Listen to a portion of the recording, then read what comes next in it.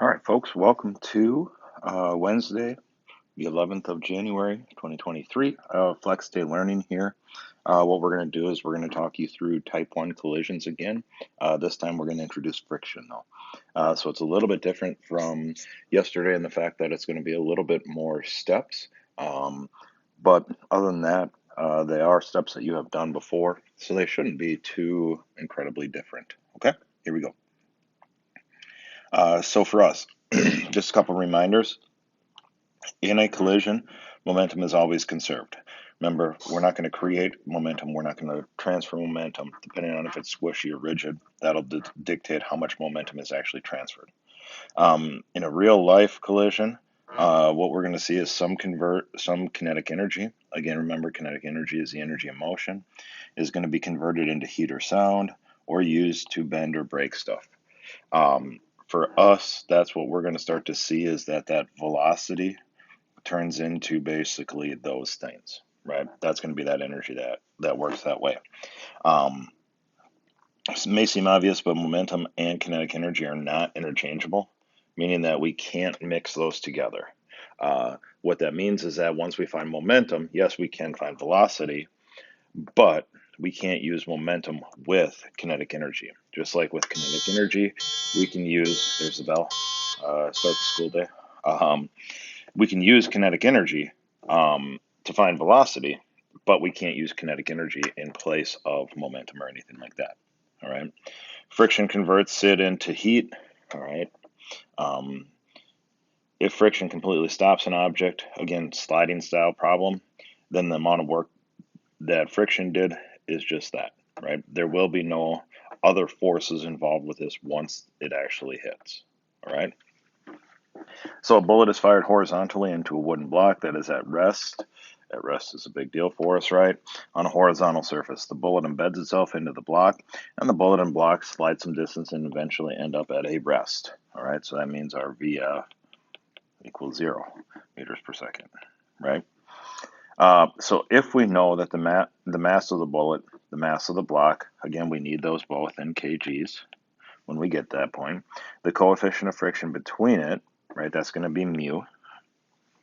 And the distance the bullet travels before, or the distance the bullet and block slide before stopping, we can work backwards to find the velocity of the bullet. All right. So we were going to do lab tomorrow on Thursday, but because I'm going to be gone, I'm going to kick lab to next week, and you'll just kind of have a little bit of notes tomorrow. Okay. All right. So, like we said, some actual data for us. What we're going to see here is that the mass of the bullet is 40 grams. Remember, we can't have grams, so 1, 2, 3, so 0.040 kgs.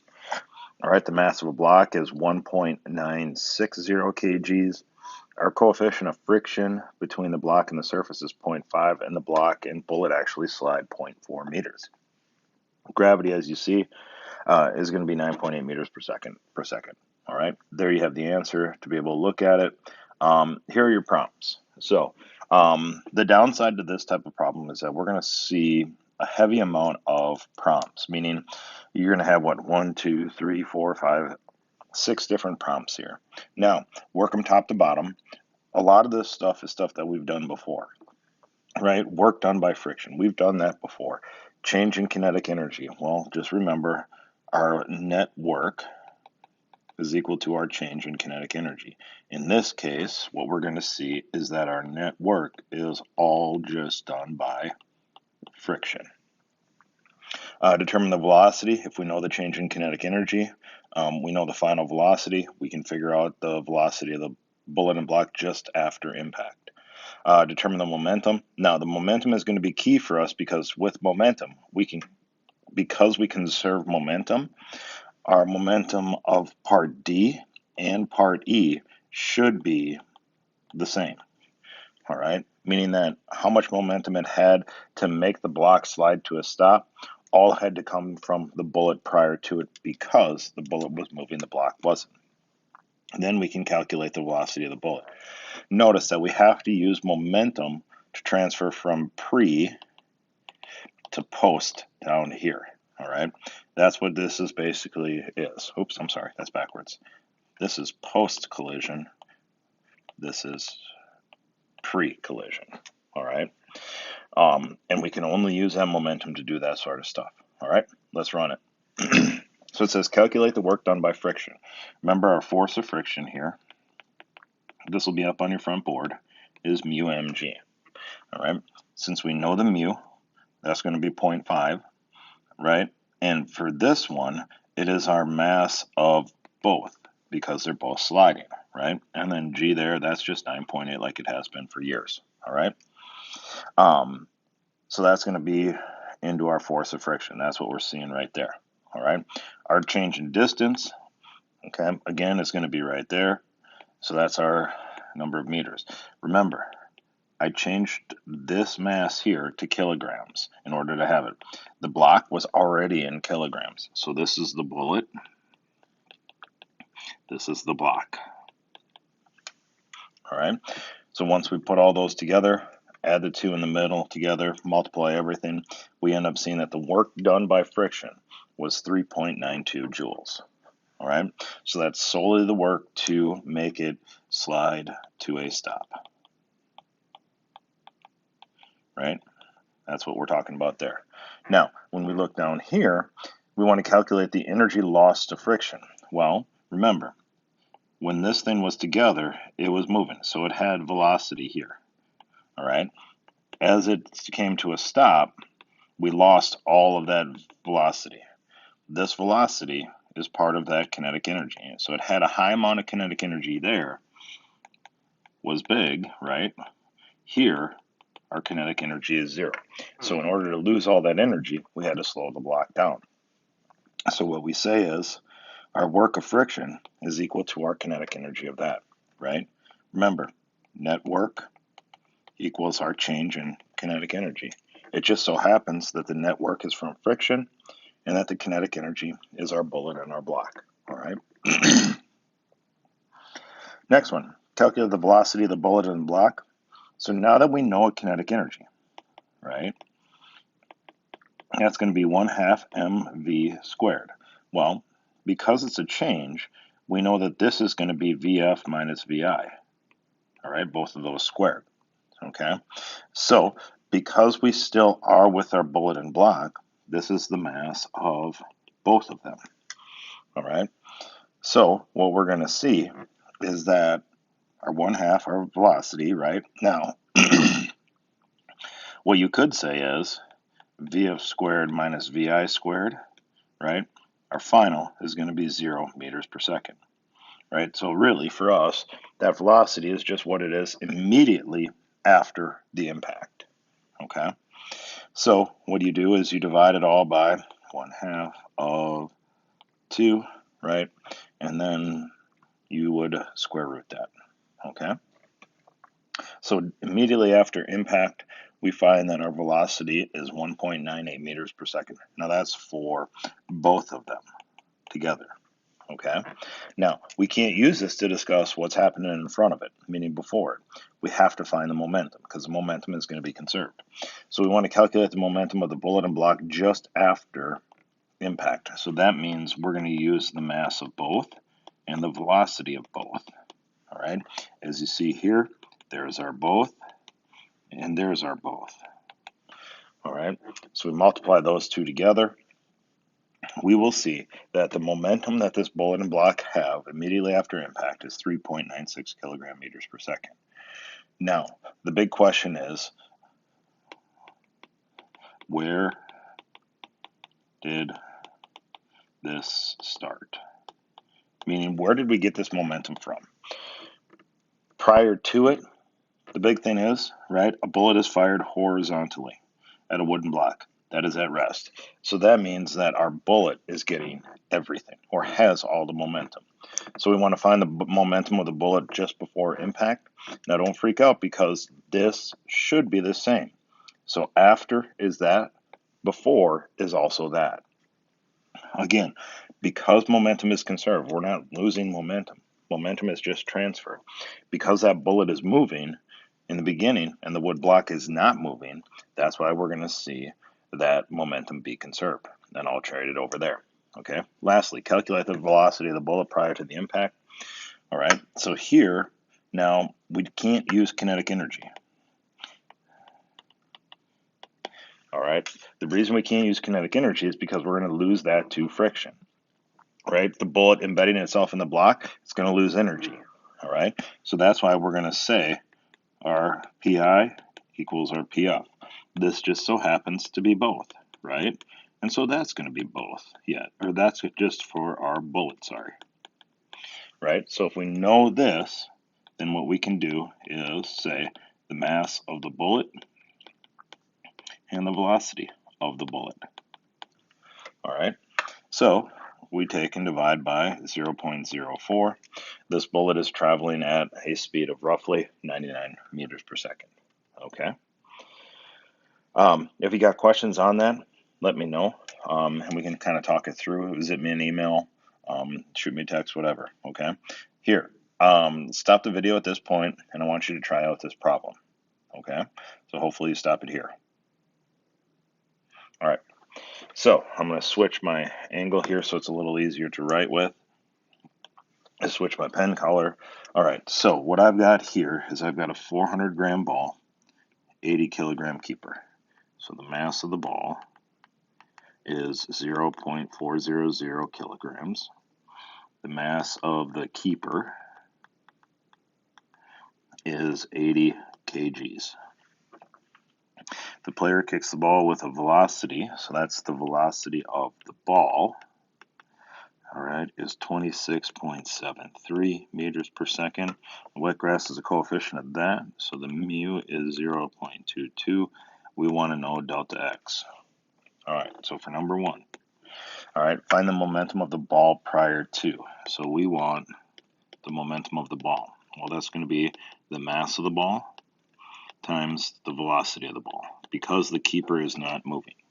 All right, so the mass of the ball is 0.400 times our velocity of our ball. Sorry, I had to get my calculator out, which is 26.73. All right, so 0.4 times 26.73. That equals 10.692 kilogram meters per second. Again, that's my momentum of the ball. That's my momentum of the ball. All right. So find the momentum of the ball and goalie after the impact. Well, remember, the momentum of the keeper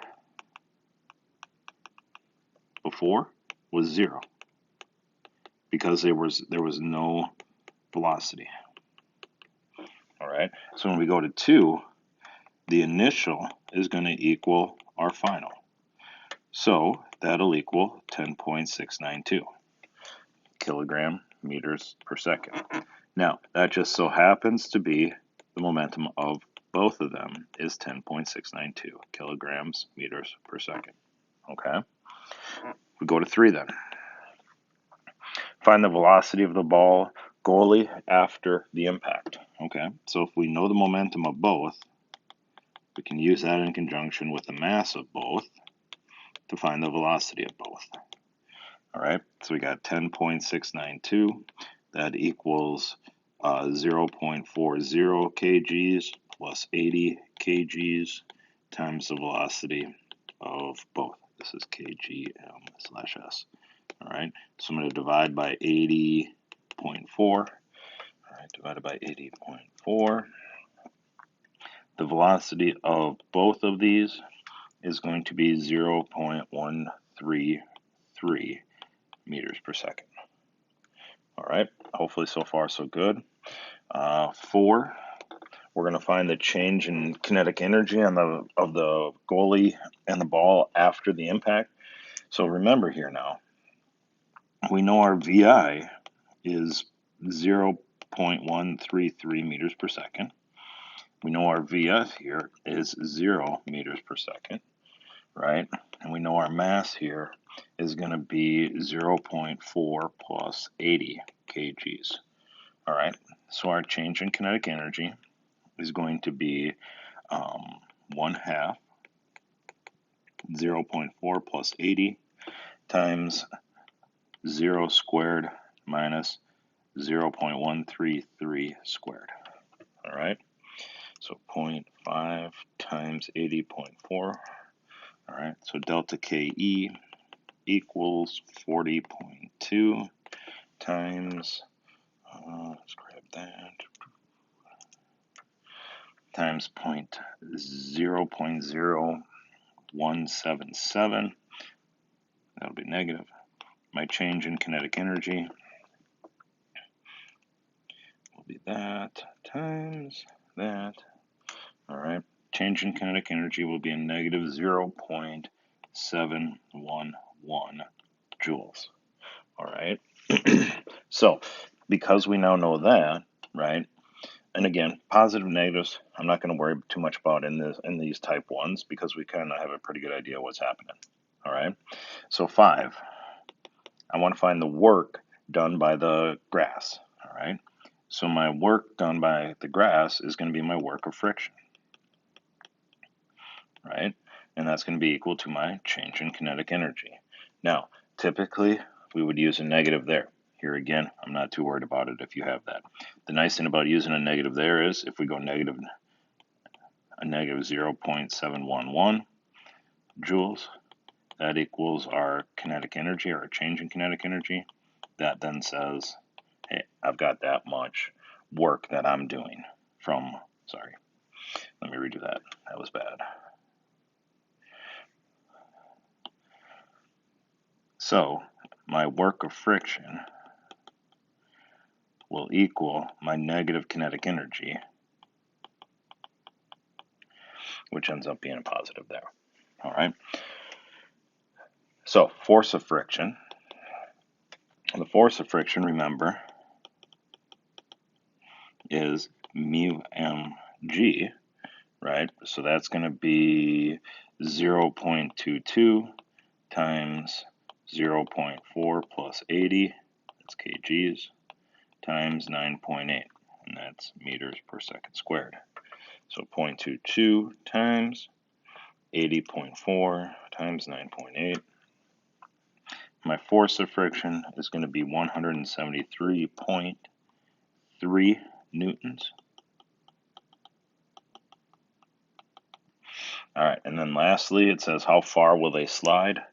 So how far they slide, the only thing that we can do with that is use our work of friction equals our force of friction times delta x. All right, so work of friction is 0.711 joules. Force of friction is 173.3 newtons. Delta x divided by 173.3. Delta x is then 0.711 divided by 173. They slide 0.0041 meters. So basically about 4 millimeters. All right. Hopefully that problem makes sense. There are more out there for you to work on homework to try and practice through this stuff. So do check those out.